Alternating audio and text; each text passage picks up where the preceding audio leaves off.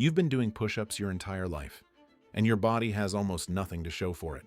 Not because you're weak, not because you lack discipline, because you've been doing the wrong movement, and nobody told you. For over 1,000 years, Shaolin monks trained their bodies into weapons. No barbells, no machines, no supplements, just body weight, just mastery. And the exercises they built their foundations on weren't the same push-up you learned in gym class. There's a reason those monks could drive spears into their chests and survive. A reason they could move with power that seemed physically impossible. They understood something about the human body that modern fitness has completely buried. And today, you're going to learn it. Here's what nobody tells you about the standard push-up. It only activates roughly 60% of your upper body's muscular potential. 60. Which means every single rep you've ever done left 40% of your body doing absolutely nothing. You've been training half a physique, working twice as hard, getting half the result. And the worst part? The longer you do it, the deeper the imbalance grows.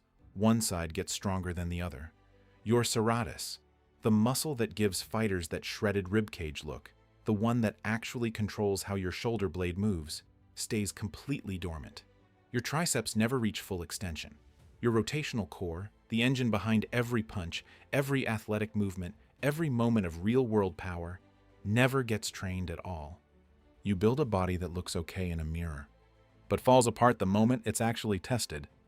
The monks knew this. They built a system specifically to prevent it. 6 movements, each one targeting what the standard push-up leaves completely untouched. And the first one exposes a mistake almost every person on Earth is making right now. Before we get into the movements, you need to understand something fundamental. The push-up is not a chest exercise. That's the lie the fitness industry sold you. Push-ups are a full-body integration system. Every rep, when done correctly, should activate your chest, your triceps, your shoulders, your serratus, your core, your hips, your legs, simultaneously. One movement, total body tension, full neurological recruitment. The Shaolin monks didn't think in terms of muscle groups. They thought in terms of force, generating it, controlling it, projecting it. When you train in isolation, you build a body full of disconnected parts. When you train in integration, you build a body that functions as a single weapon. That's the shift. And these 6 movements are the bridge, diamond push-up, the tricep killer. Most people think diamond push-ups are just a harder version of regular push-ups. They're wrong. Diamond push-ups don't just increase difficulty. They fundamentally change the primary mover. The moment your hands come together beneath your chest, your triceps take over. Not assist, take over. This is the deepest tricep engagement available in any bodyweight movement, and triceps make up 2/3 of your upper arm. 2/3. Yet most people spend all their time curling, working the bicep. Place both hands flat, thumbs and index fingers touching to form a diamond shape directly beneath your sternum. Lower your chest toward your hands. Keep your elbows tracking toward your hips, not flaring outward. Press back to full extension. That's not just a push-up. That's a sculpting tool. Do this consistently, and you'll understand why Shaolin monks had arms that looked carved from stone. But the next movement targets something most people have never even heard of, and it might be the most important muscle in your upper body. Push-up plus awakening the serratus. The serratus anterior. Because if you've never trained it deliberately, you've been building on a broken foundation.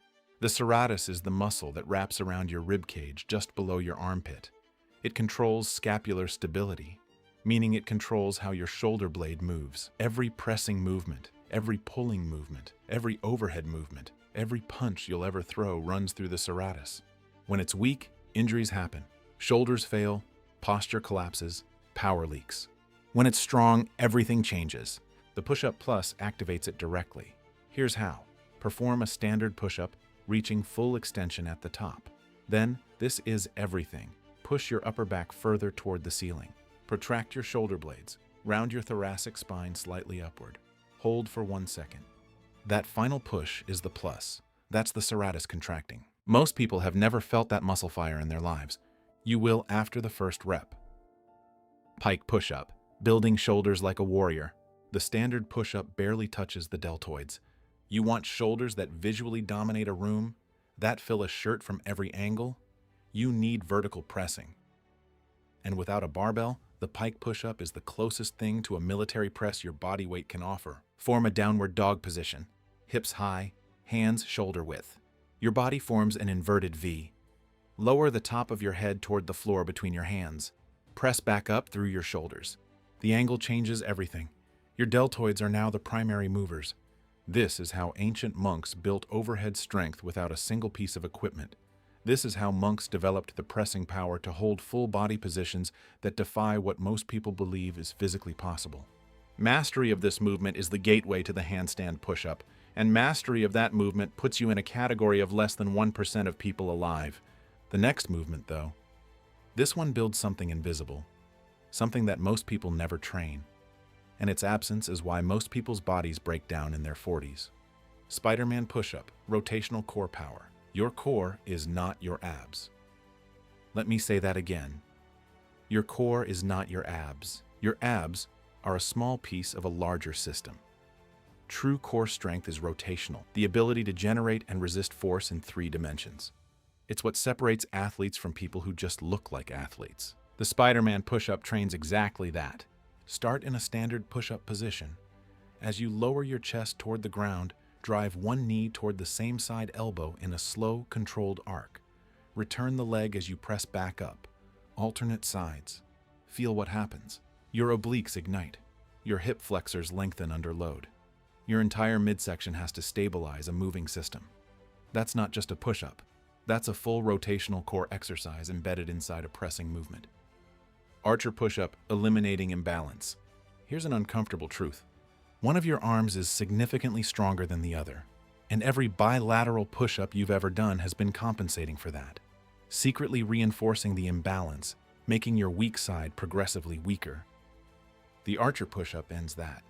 Set up with your hands wider than shoulder width. Lower to one side, bending that arm, while the opposite arm stays fully extended, straight, rigid, like a bow.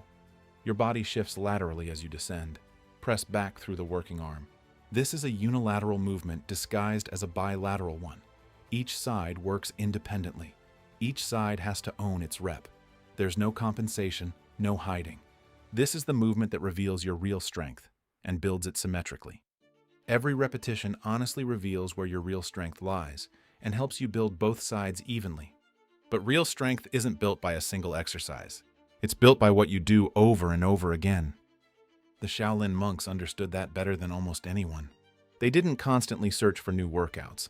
They returned to the same movements, week after week, month after month, not chasing variety, chasing perfection. Because every repetition could become more precise, more controlled, stronger. Mastery isn't complicated, it's consistent repetition. But even these movements focus primarily on controlled strength. There's still one piece missing: speed. Because true athleticism isn't just about having strength. It's about unleashing that strength explosively when it matters most. And that's exactly what the final exercise is designed to develop. Mike Tyson push-up. Explosive full body power. The final movement. The most demanding, the most transformative, and the one that separates people who train from people who compete. The Mike Tyson push-up is named after the most explosive heavyweight to ever walk into a ring. It combines a forward lunge-like push movement with full-body momentum. You drive your body forward dynamically, loading the chest and shoulders through an extended range, then compress back. This isn't controlled isolation. This is power training. Plyometric intent. The nervous system fires differently when the body moves with speed. Fast twitch fibers recruit. Explosiveness develops. You're not just building muscle. You're building the kind of muscle that moves. 6 movements, 1 complete system. Do these consistently for 6 months. Not occasionally, not when you feel like it, consistently. Your upper body will look different. Your shoulders will feel differently. Your posture will carry itself differently. Your core will feel like armor. The monks weren't extraordinary because they had access to something you don't. They were extraordinary because they chose depth over distraction, mastery over novelty, consistency over comfort. That choice is available to you right now.